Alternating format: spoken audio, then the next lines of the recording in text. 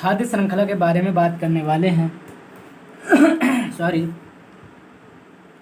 तो किसी पारिस्थितिकी तंत्र के संचालन हेतु ऊर्जा की आवश्यकता होती है। भाई जैसे हम भोजन खाने के लिए जो है, सॉरी भाई चलने के लिए मतलब ऊर्जा प्राप्त करने के लिए जो है हम भोजन करते हैं, उसी प्रकार यहाँ पर पारिस्थितिकी तंत्र के संचालन हेतु ऊर्जा की आवश्यकता होती है। वैसे ही हम लोगों को चलने के लिए ऊर्जा की आवश्यकता होती है कि नहीं होती? तो ऊर्जा की आवश्यकता होती है, तो ऊर्जा के लिए हम क्या करते हैं? भोजन खाते हैं कि नहीं खाते हैं?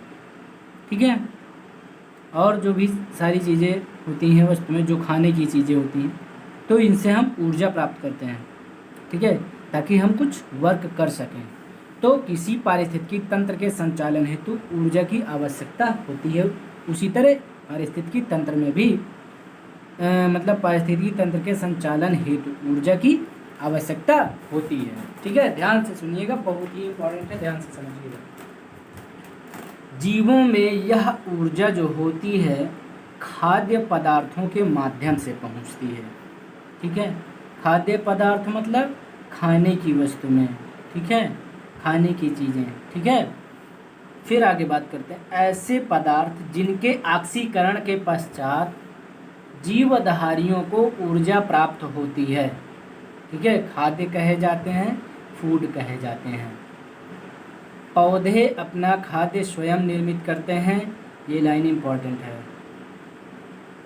और इम्पॉर्टेंट तो पूरे एक एक लाइन इम्पॉर्टेंट है। ठीक है, आप लोग ध्यान से सुनिए और एक एक लाइन को समझिए। ठीक है, पौधे अपना खाद्य स्वयं निर्मित करते हैं, जबकि जंतु जो होते हैं खाद्य के लिए पौधों पर निर्भर करते हैं। ठीक है, और खाद्य श्रृंखला जो है वो विभिन्न प्रकार के जीवधारियों का एक ऐसा क्रम है जिससे किसी पारिस्थितिकी तंत्र में ऊर्जा का प्रवाह होता है। ठीक है, ध्यातव्य है कि जीवों द्वारा ऊर्जा का यह प्रवाह एक दिशीय होता है।